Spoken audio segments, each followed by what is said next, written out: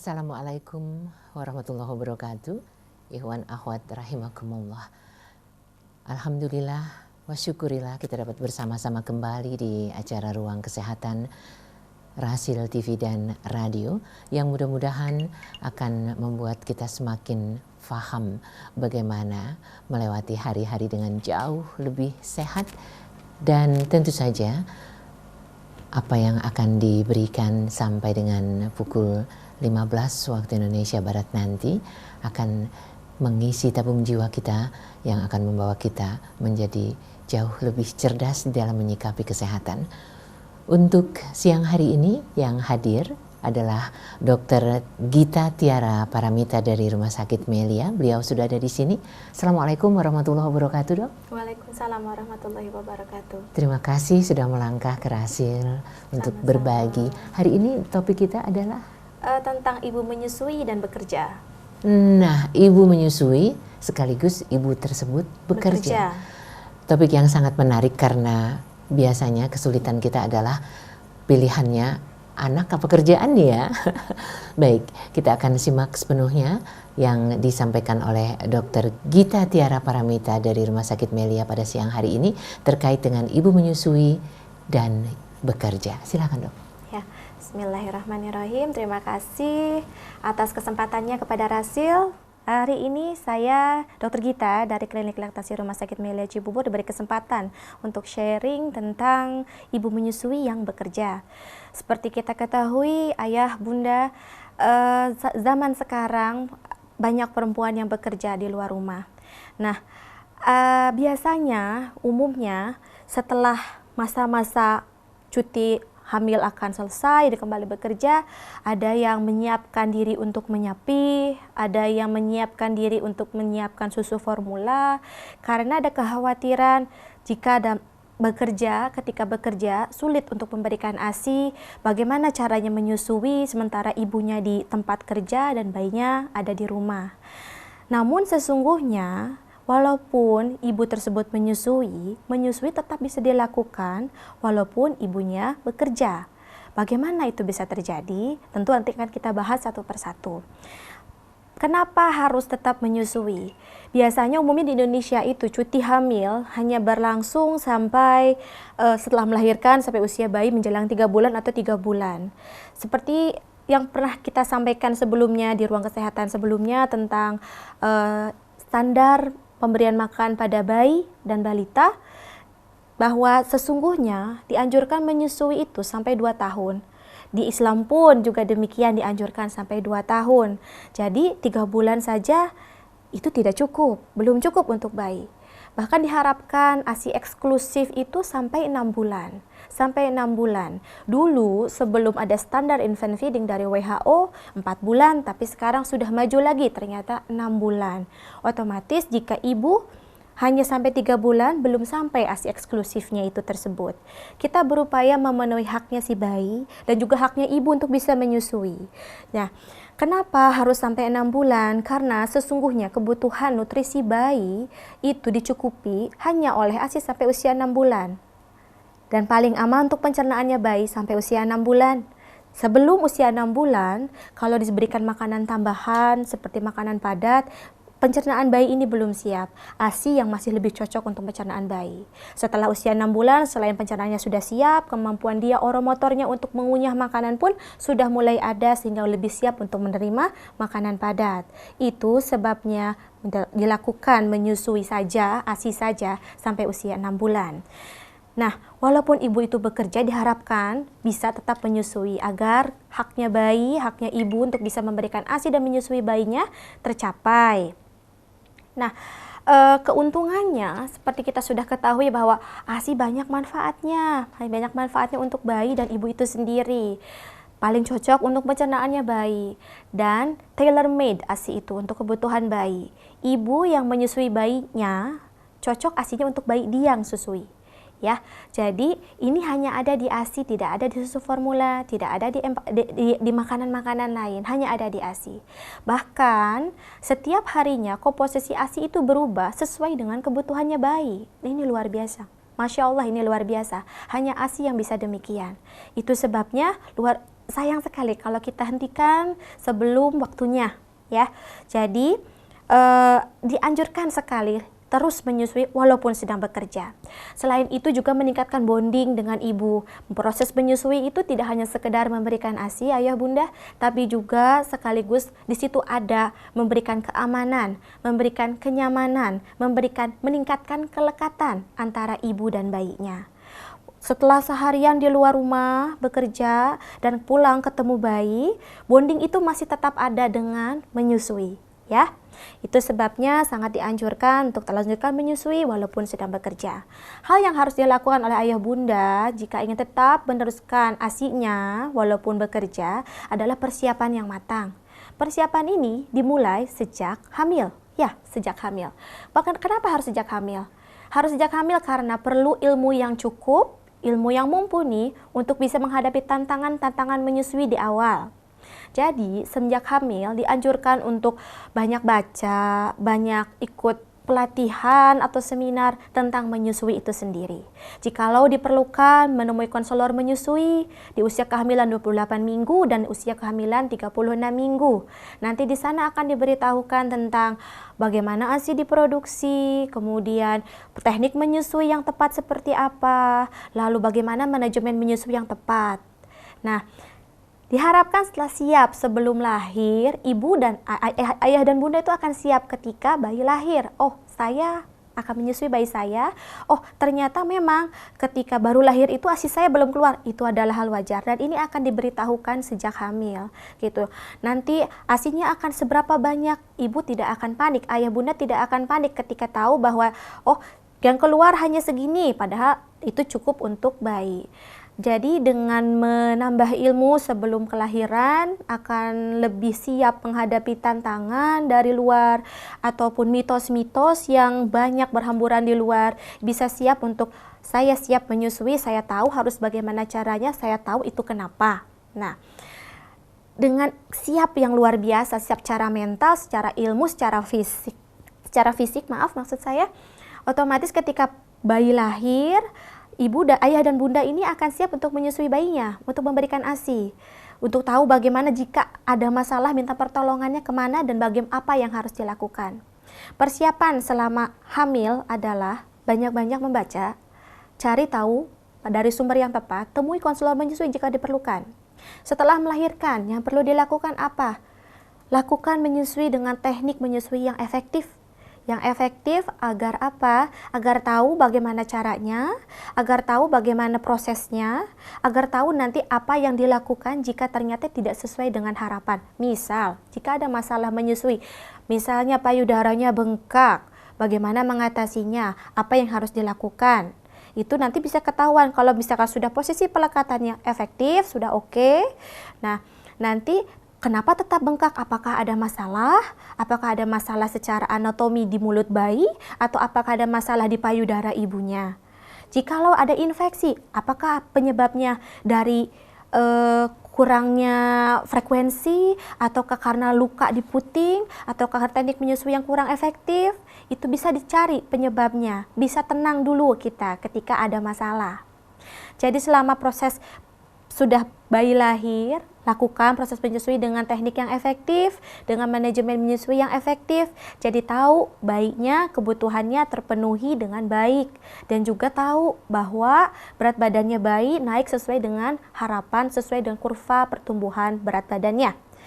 Kemudian selama cuti hamil ini, selama proses habis persalinan, yang perlu dilakukan adalah biasanya jika lahiran di rumah sakit atau di tempat yang ada klinik laktasinya, akan dianjurkan menemui klinik laktasi untuk dievaluasi proses menyusuinya sudah tepat atau tidak. Itu pada usia 7 hari dipertemukan, dievaluasi.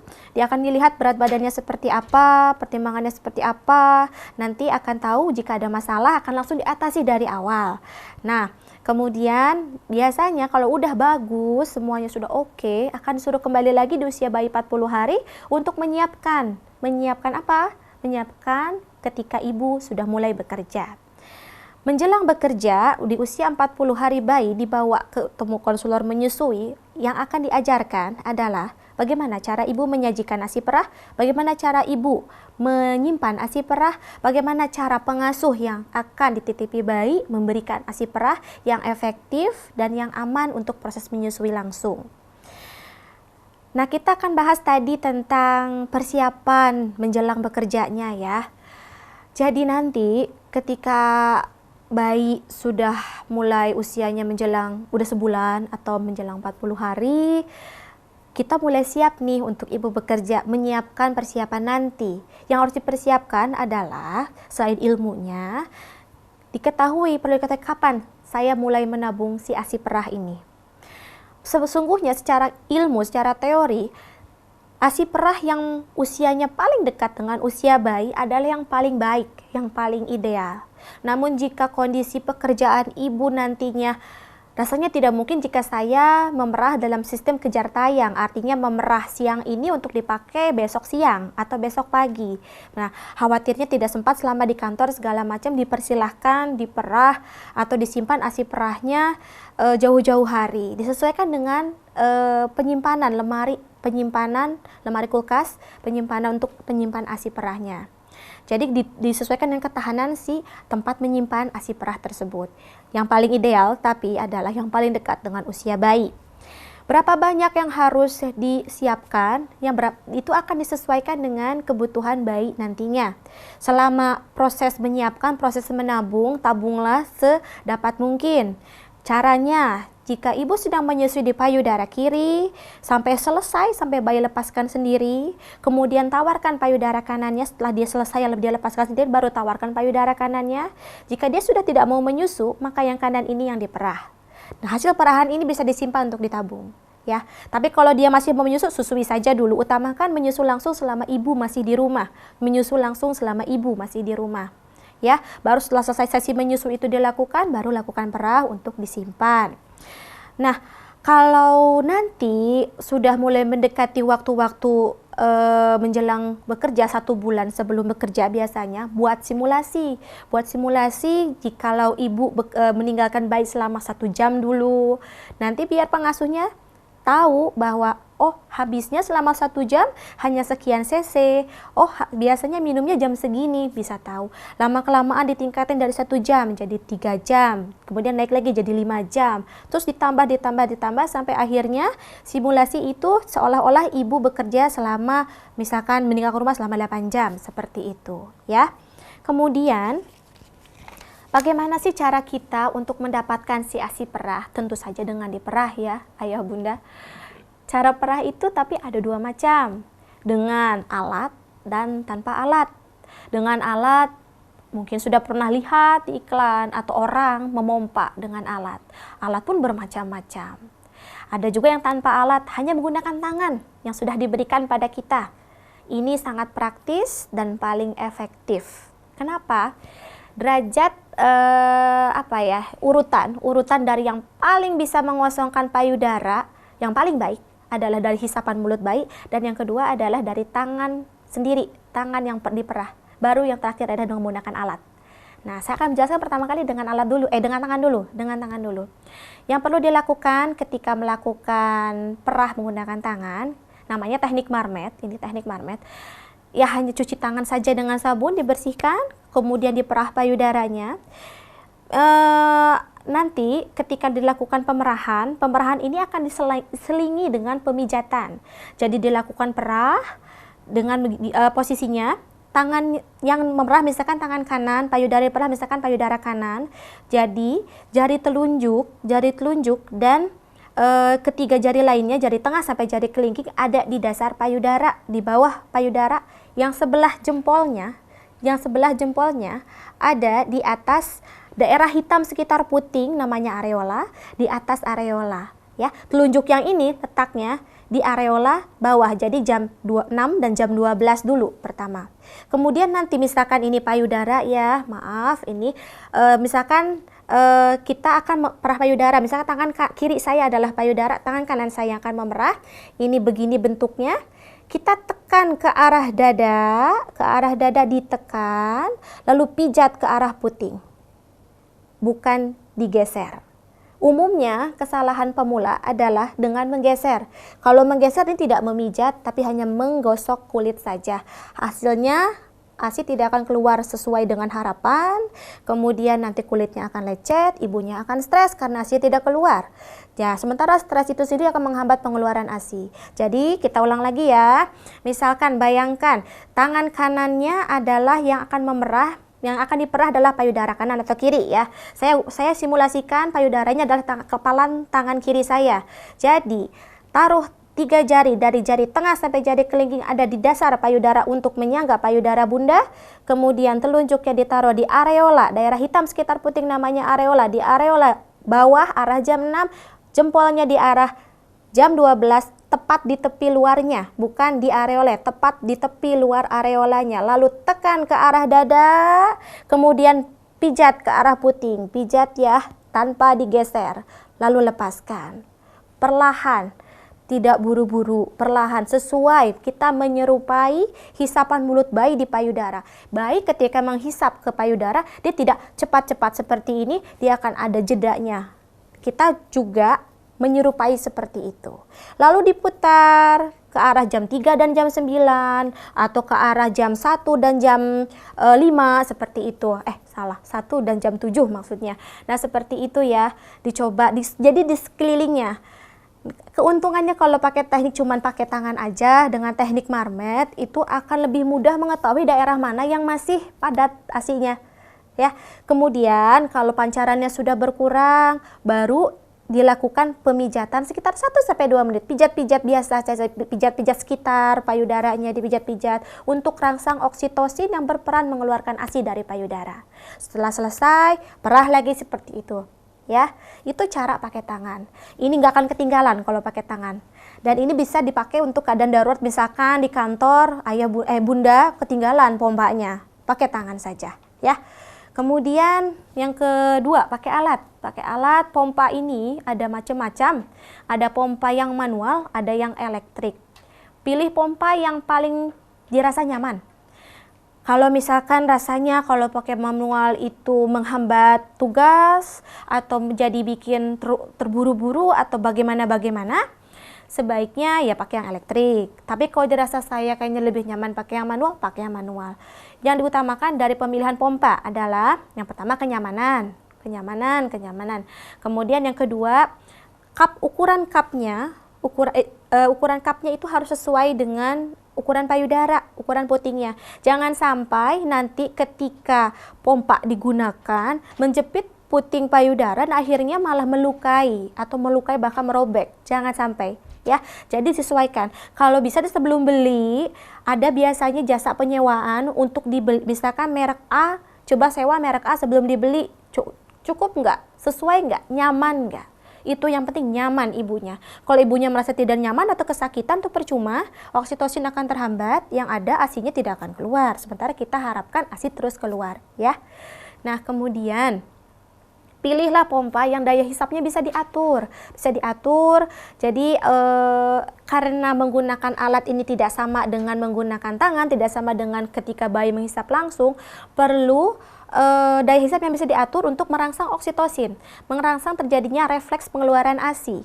Nah, ada alat yang bisa, kalau daya hisap seperti ini dia akan merangsang si let down refleks itu sendiri, baru oksitosinnya bisa keluar, ASINya bisa keluar. Nah, lebih pilih seperti itu, dan juga bisa daya hisapnya bisa diatur sesuai dengan kenyamanan ibu, biar nggak terlalu sakit juga tidak terlalu lambat.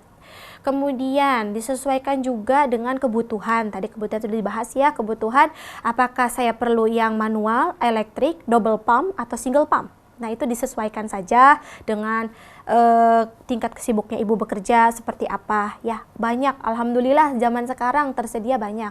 Yang tidak boleh dipakai alat perahnya adalah perah trompet yang balonnya merah, itu bukan buat penyimpanan ASI. ASINya tidak akan steril di situ karena balon merahnya sendiri. Kalau misalkan kita perah, ASI akan masuk ke balon merah, sementara balon merah tidak bisa dibersihkan ya. Nah, yang terakhir memilih alat pompa. Alat pompa itu harus yang bisa dibersihkan semua bagiannya. Semua bagiannya bisa dibersihkan, jangan sampai ada bagian yang sulit dibersihkan. Pilih pompa yang praktis yang bisa dibersihkan semua bagiannya. Itu untuk memilih pompa. Yang mana yang lebih bagus? Kalau secara teori lebih baik menggunakan tangan. Tapi kalau ibu merasa tidak nyaman, pakai alat pun tidak mengapa, ya.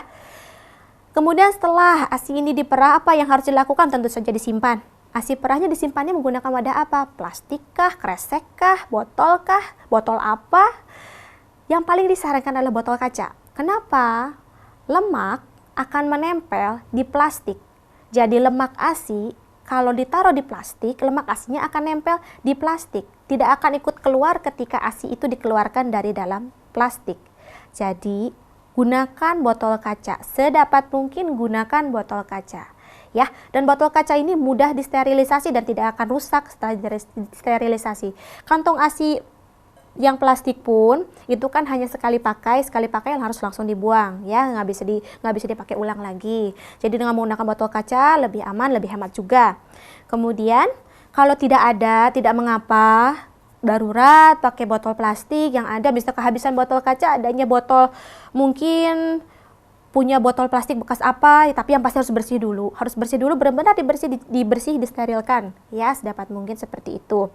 Kemudian simpan jika bermaksud menabung dalam jangka waktu lama, misalnya dari usia sebulan ditabung, sementara bayi usianya 3 bulan baru bisa digunakan ASI perahnya, rencananya digunakan usia dia 3 bulan, maka simpanlah di freezer. Karena apa? Di freezer bisa tahan sampai 3 bulan untuk kulkas yang 1 pintu, ya. Tapi kalau kulkas yang 2 pintu bisa 6 bulan. Ya, jadi tergantung tuh penyimpanannya seperti apa. Apakah di rumah ada kulkasnya 1 pintu, apakah di rumah kulkasnya 2 pintu, atau di rumah punya chest freezer atau kulkas yang seperti simpanan es krim. Nah, kita bahas ya penyimpanannya seperti apa. Kalau ditaruhnya di ASI fresh, ASI perah yang segar, yang baru diperah, kita langsung taruh di kulkas yang bagian bawah, bukan di freezernya, ditaruhnya di paling belakang, bukan di pintu, di paling belakang supaya dekat dingin. Itu bisa tahan 3-8 hari, kurang lebih 3-8 hari, ya. Nah, kalau misalkan maunya ditaruh di freezer dan kulkas saya 1 pintu, berarti tahannya 3 bulan. Tapi saya maunya di freezer dan kulkas saya 2 pintu, tahannya bisa sampai 6 bulan. Saya punya chest freezer, bisa tahan sampai 6 bulan sampai 12 bulan, begitu. Namun sangat disarankan sekali jika ingin memberikan ASI perah setelah ibu bekerja, gunakanlah yang paling dekat usianya dengan bayi. Jadi yang ibu tabung dari usia 1 bulan itu bisa digunakan untuk cadangan darurat jika yang ibu sediakan paling dekat usianya dengan usia bayi itu sudah kehabisan, nggak apa-apa. Walaupun usianya, misalkan si ASI perah itu usianya usia bayi saat usia 1 bulan, masih jauh lebih baik daripada digunakan susu formula, ya.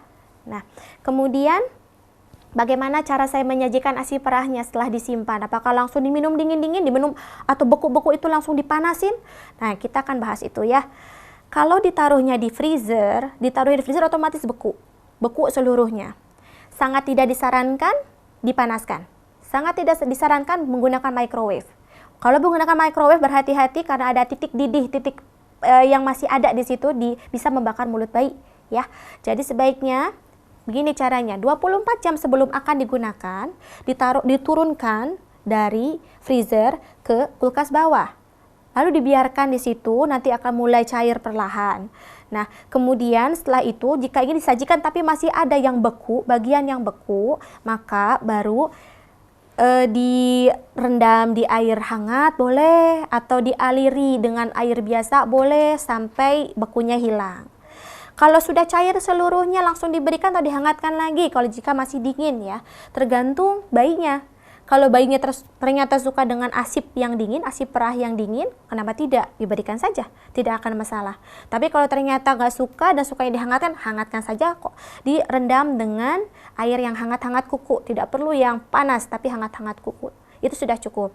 Tidak perlu direbus, karena kalau dengan pemanasan sampai merebus, bahkan sampai mendidih ASInya, itu akan merusak protein ASI, ya. Kemudian jika nanti diambilnya dari kulkas bawah, jadi dari ASI fresh itu sendiri yang ditaruh di kulkas bawah mau disajikan kurang lebih sama. Kalau mau hangat ya direndam dulu di air hangat, kalau mau langsung dingin silahkan diberikan. Lalu bagaimana memberikannya sementara ibunya tidak ada di rumah? Jadi pengasuh yang akan memberikan dengan menggunakan alat selain DOT. Kenapa? Karena kita mencegah terjadinya kemunduran dari si bayi, kemampuan menyusu si bayi. Kemampuan menyusu bayi kepada ibu. Penggunaan DOT ini kami sangat-sangat tidak anjurkan karena bisa menyebabkan bingung puting terutama pada bayi di bawah 6 bulan. Ya, di bawah 4 bulan, 4 sampai 6 bulan itu bisa cenderung bingung puting. Bingung puting itu apa? Bingung puting itu bayi tidak bisa melekat efektif ke payudara. Yang paling ringan, dia hanya cuma bisa mau diputing saja. Sementara menyusui yang efektif itu, bayi menyusui sampai ke daerah areola. Dia buka lebar mulutnya, tidak mencucu seperti ngisep jempol. Sementara kalau bingung puting ringan, dibetulin tetap saja ada di puting. Kemudian, kalau yang paling berat, dia menolak ibu. Dia menolak ibunya untuk disusui oleh ibunya. Nah, kita mencegah itu terjadi, maka hindarilah DOT. Gunakan media selain DOT. Mau sendok boleh, mau cangkir boleh, mau sloki boleh, mau pipet asal yakin bisa membersihkan dengan baik semua bagiannya, silahkan. Ya, nanti si pengasuh ini harus dilatih dari awal. Tidak cukup seminggu sebelum bekerja, biasanya perlu waktu paling cepat pun sebulan sebelum bekerja. Kalau bisa lebih lama dari itu silahkan. Karena bagaimanapun, bayi yang tadinya disusui langsung, menghisap langsung ke payudara, akan berubah metode minumnya dengan tidak diberikan oleh ibunya langsung. Dia akan dipegang oleh pengasuhnya, dia akan diberikan lewat media lain. Keinginan dia untuk menghisap jadinya digantikan oleh alat lain. Nah, ini akan perlu adaptasi untuk bayi sehingga perlu waktu, perlu latihan, perlu pembiasaan baik bagi pengasuhnya maupun si bayi itu sendiri. Biasanya pada ibu bekerja akan ada perubahan siklus di mana ketika ibu pulang bayi jauh lebih aktif dan jauh lebih sering menyusu. Itu adalah hal yang wajar. Hal yang wajar karena fase oralnya bayi masih begitu kuat di usia di bawah 6 bulan sehingga dia mencari kenyamanannya lewat hisapan. Jadi ketika bunda pulang, bundanya pulang, dia langsung mencari ibunya, langsung menyusu terus seolah-olah seperti tidak minum sama sekali, padahal sih tidak. Ya, tetap pantau berat badannya bayi setiap bulannya, baik di posyandu maupun ke bidan maupun ke dokter anak, dokter umum dimanapun, timbang rutin untuk tahu bahwa status nutrisinya oke. Nah, kemudian setelah mulai bekerja, yang harus dilakukan apa? Bicarakan dengan atasan, dengan rekan kerja bahwa ibu atau bunda minta waktu untuk perah. Waktu perah selama di kantor disamakan dengan frekuensi menyusu selama di rumah agar tidak terjadi kelambatan produksi. Misalnya kalau di rumah setiap 2 jam, maka susui perah juga setiap 2 jam.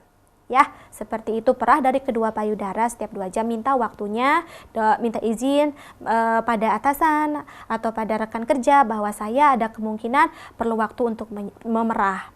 Bawa alat-alat yang diperlukan, misalnya cooler bag, ice gel atau ice pack, botol kaca, alat perah jika diperlukan, apron menyusui. Jika darurat ternyata ruang menyusuinya penuh atau ruang menyusuinya tidak ada, maka bisa menggunakan apron menyusui. Disarankan sekali untuk memerah di tempat yang bersih. Jadi kalau ternyata tidak ada ruang laktasi di kantornya, walaupun itu terdengar sangat menyedihkan ya, tidak ada ruang laktasi di kantornya, jangan di toilet. Jangan di toilet ya bunda, kita akan menyediakan makanan untuk bayi kita yang akan kita bawa pulang untuk bayi kita, jangan disediakan di toilet, jangan disiapkan di toilet ya. Minta ruangan yang lagi tidak dipakai atau bagaimana supaya tetap bisa memerah di tempat yang bagus, tempat yang bersih. Kita akan menyiapkan makanan untuk anak kita, maka perlu tempat yang baik ya. Peraturan perundangan untuk melindungi hak ibu bekerja yang menyusui itu sudah banyak sekali. Sudah banyak sekali, bahkan diatur harus ada ruang laktasi di setiap kantor, di setiap perusahaan. Ada aturannya, ukurannya, itu ada. Jadi kalau misalkan ternyata di kantornya belum ada, bisa ditanyakan, bisa diajukan, karena ada peraturannya. Ada haknya juga untuk ibu yang bekerja untuk bisa memberikan ASI-nya. Jadi kalau misalkan ketika saya harus perah tapi dilarang, itu tenang, ada peraturannya. Ada peraturan perundangan yang melindungi bunda ya. Jadi terus semangat menyusui. Saya harapkan ibu bekerja dimanapun di Indonesia ini bisa menyusui bayinya sampai 2 tahun, sampai ASI eksklusifnya terpenuhi, ibu dan bayi tetap sehat. Sekian itu saja untuk sementara. Subhanallah. Terima kasih Dokter Gita dan Ikhwan Akhwat. Kalau seandainya kebimbangan ada selama bulan puasa ini, apakah juga menyusui sambil diperah-perah akan tidak jadi masalah? Silakan saja bertanya kepada Dokter Gita, nanti kami akan lanjutkan kembali.